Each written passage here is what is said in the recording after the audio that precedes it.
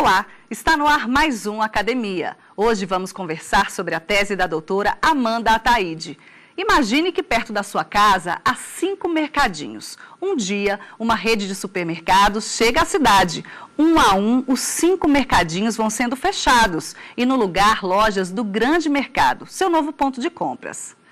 Aí você percebe que os produtos do Mercadão estão mais caros que os do antigo mercadinho. Você se tornou vítima de concentração econômica. Quer entender o que isso significa? A doutora Amanda vai esclarecer para a gente, já que foi o tema da tese de doutorado dela. Mas antes de embarcarmos no assunto, vamos entender o tema do trabalho. Antitruste, varejo e infrações à ordem econômica. Título da tese de doutorado apresentada à banca examinadora do Programa de Pós-Graduação em Direito, da Faculdade de Direito da Universidade de São Paulo, como requisito parcial à obtenção de títulos de doutor em Direito na área de concentração Direito Comercial, sob orientação da professora titular Paula Andrea Forgione. Você percebeu aí que foi falada a palavra antitruste, não é? É a lei que prevê punição para a empresa que, entre outras coisas, elimina a concorrência, usando o poder econômico. Esse tipo de conduta, ainda falando no ramo supermercadista, consiste em uma gigante no mercado engolir os pequenos. Isso pode ser impedido, pelo menos em teoria, pelo Conselho Administrativo de Defesa Econômica, o CAD. Falei em teoria. Temos uma reportagem explicando o porquê. O Conselho Administrativo de Defesa Econômica, o CAD, é acionado sempre que o mercado indica que a livre concorrência está sendo desrespeitada. Como o exemplo citado do Mercadinho no início do programa. Uma grande rede atua em várias cidades, tem dezenas ou centenas de lojas. Por isso tem condições de comprar muito mais dos fornecedores e exigir um valor menor. Na outra ponta da linha, então, cobrar menos do consumidor. Assim, o mercadinho é obrigado a fechar as portas ou vender o ponto para o Mercadão. Na tese da doutora Amanda, ela diz que o CAD tem atuado no setor supermercadista, mas apenas no controle de estruturas e não no controle de condutas. O que significa isso? É o que ela vai explicar agora no programa. Mas antes de iniciar as perguntas à doutora Amanda, eu quero apresentar o administrador, assessor estratégico da presidência da FEComércio e especialista em gestão estratégica, Gutenberg Uchoa, e o doutor em Direito, Otton de Azevedo Lopes. Vão assistir ao primeiro bloco e no segundo voltar para esclarecerem dúvidas.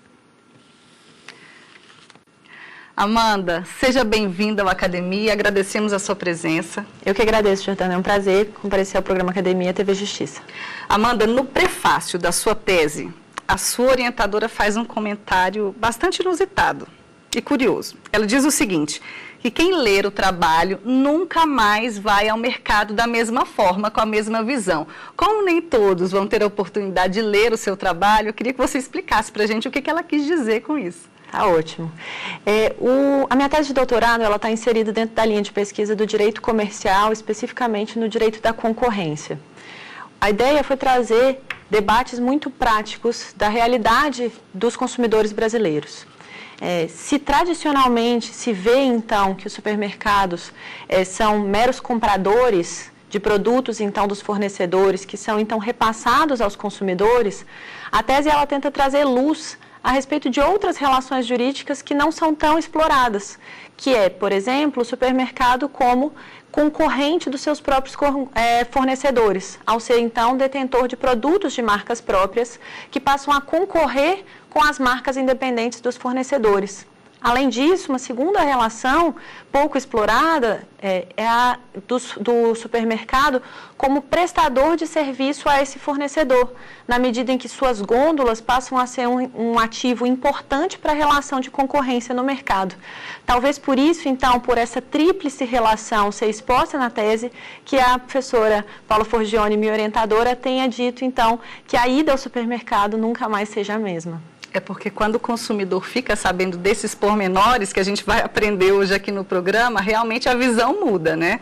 Aí deixa eu te perguntar outra questão. A gente falou em CAD, né? Como é que é a atuação do CAD no setor supermercadista? Tá ótimo. O CAD é o Conselho Administrativo de Defesa Econômica, é uma autarquia que tem como função primordial a repressão e a prevenção de condutas contra a ordem econômica. No análise preventiva, isso significa o controle de estruturas, análise de atos de concentração, fusões, aquisições, incorporações, formações de joint ventures, que então podem ser levadas ao Conselho para análise. Um segundo aspecto é o controle de condutas, de infrações à ordem econômica. Nesse sentido, se tem uma análise repressiva. No CAD, na minha visão, conforme exposto no trabalho, temos um enfoque muito forte no controle de estruturas. Análise, então, dos atos de concentração envolvendo o varejo de supermercados. A partir de uma análise da jurisprudência da instituição, pude observar mais de 100 atos de concentração, desde os anos 90 até os dias atuais, envolvendo o varejo de supermercados. Por outro lado, porém, não se tem processo administrativo instaurado ou sequer um julgamento com uma eventual condenação a respeito dessas práticas, dado que se considera que essas condutas eventualmente praticadas no mercado são lides privadas entre supermercados e fornecedores que não gerariam, então, o impacto à concorrência, mas tão somente aos concorrentes. O consumidor está refém?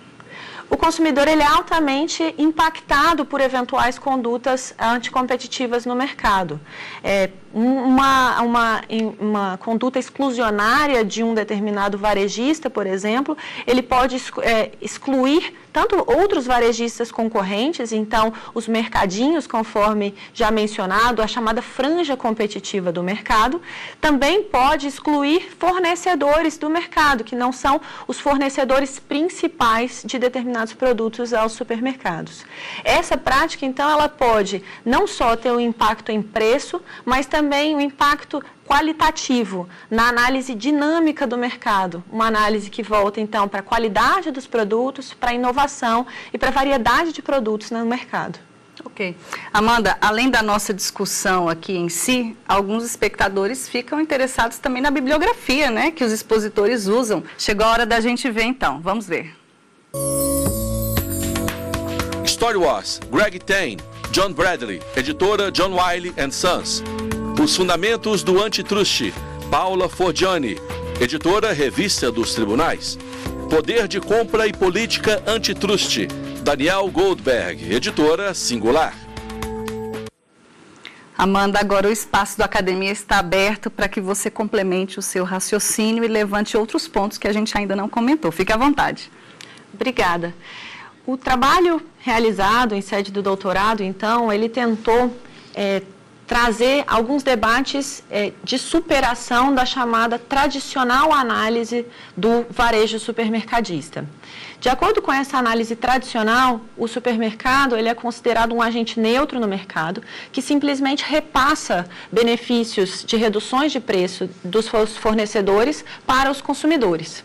Essa análise, porém, ela vem sendo superada com base em trabalhos acadêmicos recentes e também com base em estudos de autoridades antitruste estrangeiras. Se passa, então, a chamada moderna análise do varejo dos supermercados, segundo a qual o supermercado ele é visto como uma plataforma de dois lados. Por um lado, ele passa, então, a prestar serviços aos consumidores, como um canal de one-stop shop, uma única loja em que ele consegue comprar toda a sua cesta de produtos com a maior comodidade. Por outro lado, ele passa então a ser um prestador de serviços aos seus fornecedores, prestador de serviços de acesso àquela loja e também prestador de serviços dentro da loja, na medida em que o supermercado é o detentor das gôndolas. Nessa tríplice relação do supermercado enquanto comprador, enquanto concorrente dos seus fornecedores, detentor então de marcas próprias, e enquanto fornecedor dos seus fornecedores, ao articular os espaços em gôndolas dentro do supermercado, se tem a visão de que esse supermercado passa a atuar então como um gargalo à concorrência, na medida em que os fornecedores eles passam a ter que acessar esse gargalo do supermercado para atingir os consumidores. Nesse sentido, algumas práticas comerciais que são tradicionalmente consideradas por essa análise tradicional antitruste como adequadas, elas podem então trazer algumas nuances. o que se tem, por exemplo, na tese, uma categorização de 60 práticas comerciais em 8 categorias, identificando quais são as maiores preocupações concorrenciais que, a meu ver, podem ser postas na sociedade brasileira. Algumas delas, por exemplo, são a cobrança de taxas e condições de acesso às gôndolas, a utilização indevida de informações dos fornecedores para a criação de marcas próprias de imitação e a utilização dessas informações indevidas também para fomentar a colusão. Outra prática é a gestão de categorias e, por último, a utilização de cláusulas de comprador mais favorecido, então, que podem ter um impacto negativo para a concorrência no mercado. Diante desse novo cenário, então, de uma moderna análise antitruste, propõe-se, então, que uma superação de critérios unicamente quantitativos para a análise, então, qualitativa das condutas. Propõe-se, então, um fluxo de análise dessas condutas no mercado, sempre tendo como pano de fundo a Constituição brasileira, que coloca a livre concorrência, então, como um dos princípios da ordem econômica, que é fundada, então, na promoção da existência digna e da justiça social. Nesse sentido que se busca, a meu ver, no Brasil, é uma concorrência qualitativa, não apenas voltada a preços, mas também uma concorrência voltada para a promoção de qualidade, inovação e variedade de produtos para os consumidores. Ok. Nesse caso de produtos de marca própria, existe algo que resguarde, por exemplo, uma possível cópia de um outro fornecedor? Os produtos de marca própria, eles são uma estratégia de inversão de força, de poder no mercado varejista. Então, os supermercados passam a se utilizar dessas novas marcas próprias como mecanismos de independência dos seus fornecedores tradicionais. Dessa forma, apesar de terem inúmeros benefícios pró-competitivos e, eventualmente, até uma redução de preços, é possível que essas marcas próprias, então, tenham também repercussões negativas, na medida em que podem excluir determinados fornecedores e também podem se tornar ativos de fidelização dos consumidores à plataforma do supermercado, excluindo também, por consequência, outros varejistas daquele mercado. É uma discussão aberta que mostra, então, que há efeitos pró-competitivos e possíveis efeitos anticompetitivos da existência das marcas próprias. Ok, Amanda, muito obrigada pela sua exposição. A gente faz uma pequena pausa no Academia e volta daqui a pouco. Espere aí que tem debate.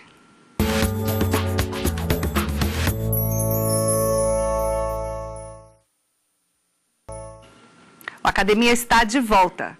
Agora eu convido o Dr. Gutenberg e o Dr. Otton a fazerem perguntas à doutora Amanda. Vamos começar então? Por favor, Gutenberg. Obrigado. Bem, inicialmente agradeço aqui o convite de estar participando da Academia e gostaria de cumprimentar a doutora Amanda pela exposição esclarecedora acerca desse ponto que é extremamente importante para o varejo, que são as práticas anticoncorrenciais no setor supermercadista. Eu tenho algumas considerações que eu gostaria de esclarecer. Primeiro, eu entendi que há uma visão de que o supermercado se observa o supermercado como uma plataforma de interface entre os fornecedores e os clientes. Hoje, com o sistema de varejo internacional, sobretudo, está passando por um momento de transformação gigantesca, até com o advento da internet. E eu gostaria de saber a sua visão acerca de como é possível, porque para mim o maior desafio é como é possível perceber até onde vai a responsabilidade do supermercado em relação à prática de concorrência desequilibrada e onde está o poder dos seus fornecedores quando a gente fala em grandes conglomerados empresariais que a gente sabe também que exercem um poder de pressão importante que acaba impactando na concorrência e acaba refletindo no supermercado também. De certa forma, foi colocado que o consumidor depois dessa apresentação, não vai observar o supermercado da mesma forma, não vai entrar no supermercado da mesma forma. Ele é sempre o elo mais fraco. Eu gostaria da sua visão acerca desse equilíbrio ou desse desequilíbrio. Excelente, muito obrigada pela sua pergunta. Ela traz justamente um debate que foi foi levantado na tese a respeito dos embates históricos de poder entre supermercados e fornecedores. Durante um grande período de tempo, os varejistas, então, os fornecedores, na verdade, eles eram considerados ter o poder de mercado, na medida em que eles eram os detentores das marcas e eles, então, podiam definir os seus preços e tinham poder perante os supermercados na colocação daqueles produtos nas gôndolas. O que se observa, porém, é uma alteração nesse jogo de forças, de modo que hoje os varejistas acabam tendo esse maior poder no mercado, dado serem plataformas de dois lados, com características de gargala concorrência, dada a fidelização dos consumidores à plataforma daquele supermercado, de modo que a análise que era tradicional de preocupação de práticas com os fornecedores passa também a levantar dúvidas a respeito de práticas dos varejistas, dos supermercados. A questão que se tem, então, ambos os grupos econômicos ou ambas as estruturas de poder podem implementar condutas anticompetitivas. Hoje já existe uma preocupação a respeito de eventuais condutas implementadas pelos fornecedores. O que se tenta trazer com essa tese é o debate a respeito de possíveis condutas implementadas pelos varejistas também. Otton, por favor. Bom, agradeço o convite. Queria, doutora Amanda, parabenizar o trabalho. É um trabalho de capacidade analítica ímpar. E uma coisa que me chamou a atenção no trabalho, e eu gostaria de ouvir algum desenvolvimento a mais, foi o seu conceito de eficiência constitucionalizada. Na minha opinião, esse é um conceito que, para mim, seria semelhante ao do preço justo, que é um conceito, em verdade, medieval. A partir da Idade Contemporânea, os conceitos jurídicos e os conceitos econômicos, eles se apartaram. Então, o preço, como questão econômica, ele passou a ser formado não por critérios de justiça, mas a partir de um equilíbrio entre a oferta e a demanda. E, na minha opinião, a eficiência é um conceito da mesma natureza. É algo que se inscreve dentro da liberdade de iniciativa, mas se inscreve como opção individual do agente econômico, que decide maximizar o seu bem-estar. E, para mim, a proteção que o direito daria é que a eficiência estaria inscrita dentro do direito à livre iniciativa. Ela não traria diretamente deveres constitucionais. Então, gostaria de ouvir a sua opinião, um esclarecimento sobre isso. Excelente, professor Otton, obrigado pela sua pergunta. A noção de eficiência constitucionalizada, ela foi trazida como uma resposta a uma visão neoclássica, tradicional, da Escola de Chicago, de que a eficiência seria o único fim do direito da concorrência. Essa proposta, então, ela se coaduna com a proposta da tese de uma moderna análise do varejo de supermercados, de modo que não se poderia, então, analisar uma eficiência alocativa, uma eficiência produtiva unicamente focada em preços, mas sim uma eficiência dinâmica, que teria, então, como pressuposto o artigo 170 da Constituição. Nesse sentido, então, é que se propõe esse conceito de eficiências constitucionalizadas no sentido de que a eficiência ela tem que ter efeitos redistributivos no mercado. Essa visão, então, é a que se propõe, uma concorrência não focada unicamente em preços, mas sim em critérios qualitativos, qualidade de produtos, variedade e opções para os consumidores no Brasil. Okay. Obrigado. Professor Gutenberg. Excelente esse ponto acerca da concorrência, e me remete também a uma curiosidade acerca de como é que o Brasil, ou como é que o nosso mercado de varejo dos supermercados e dessa prática de concorrência, como é que nós estamos situados em termos globais. Eu percebi que na sua análise a senhora faz alguma menção a países e como é que nós estaríamos nos situando comparativamente ao que existe, sobretudo da abordagem antitrust em diversos mercados. O que a senhora poderia dizer acerca disso? Ótimo. Hoje no Brasil nós temos um mercado em que 60% da participação de mercado no Brasil do varejo de supermercados é detido por 4 conglomerados econômicos. Essa é uma situação relevante em termos de concentração econômica, que tem alguns paralelos mais graves em outros países. Na Finlândia, por exemplo, 2 grupos econômicos são aqueles que detêm o grande poderio econômico. Em contraposição, a gente tem outros países, como por exemplo nos Estados Unidos, que têm uma competitividade maior entre as redes varejistas.